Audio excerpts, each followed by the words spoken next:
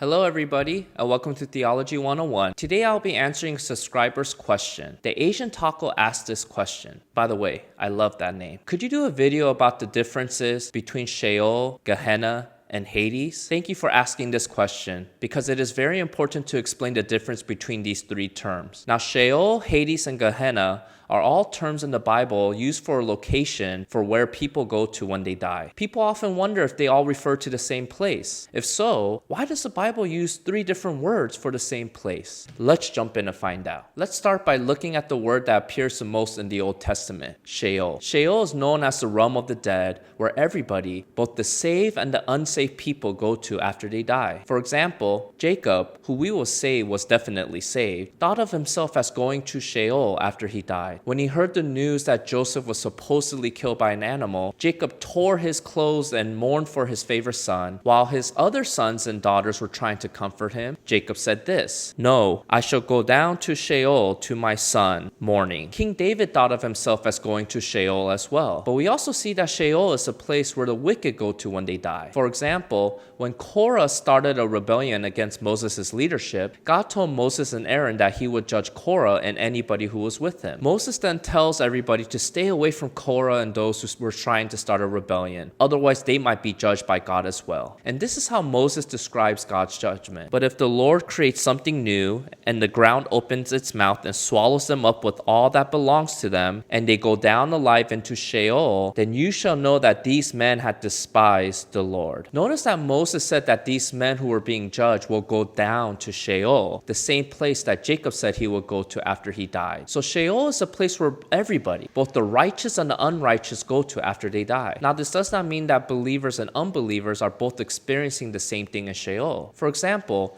Jesus gives a story about Lazarus and a rich man who both die and go to Sheol. Lazarus goes to a place called Abraham's bosom, which was used in Jewish writings as a label for paradise. The image of Abraham's bosom is to recline at a table on Abraham's breast. It is a picture of rest and peace. Now, while Lazarus is experiencing rest and peace, the rich man went to where the wicked were being tormented. So we see that both Abraham's bosom and the place of torment were located in Sheol. However, a huge shift happened when Jesus died on the cross. During his incarnation, Jesus went through the full human experience, including death. And when Jesus died, he also descended to Sheol right before he resurrected. But he did not descend to Sheol to stay there. Instead, Jesus proclaimed victory over the grave by liberating the souls of the believers from the Old Testament in Sheol and to bring them with him when he ascended back to heaven. This is what Paul comments on. Therefore, it says, "When he ascended on high, he led a host of captives, and he gave gifts to men." In saying he ascended, what does it mean that he had also descended into the lower regions,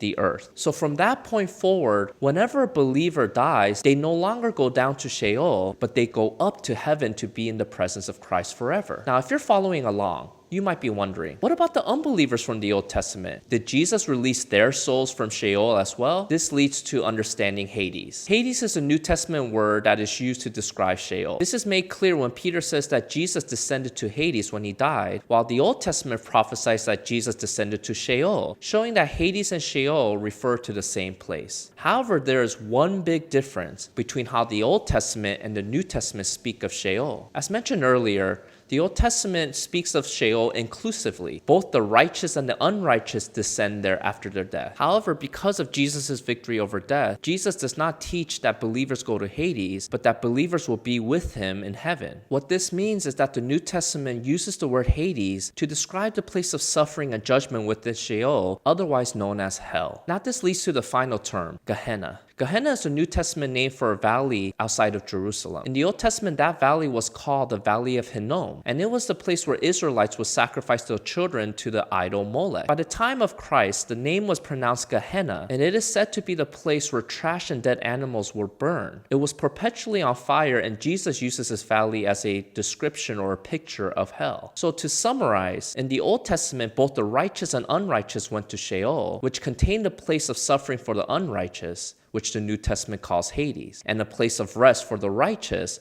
otherwise known as Abraham's bosom. However, when Jesus rose from the grave, he emptied Sheol of the righteous, and now when Christians die, they no longer go down to Sheol, but up to heaven. However, unbelievers are left in Hades until the final judgment, when they are resurrected and given new bodies and cast into the lake of fire. The lake of fire is the final hell and the place of eternal punishment for all who turned away from God, including both humans and angels. Those who have rejected Jesus are currently in a place called Hades until they are thrown into the lake of fire. Now, just like there will be a final hell, there will also be a final heaven. Believers currently up in heaven will not stay there forever. The final picture of heaven is when Jesus comes down to earth and all the believers throughout history will be resurrected and live on this earth with a new physical body. God will reverse the effects of sin from the fall and renew our bodies, this earth, and all of creation, including animals, and create a place of paradise that recalls the Garden of Eden. This final heaven is called the new heaven and the new earth because God will renovate this earth to be the place where Christ and his kingdom citizens will live forever. I know this can be confusing. People used to go down, then they go up, and then they come down to earth again, down, up, down, up. So if you want to learn more about this topic,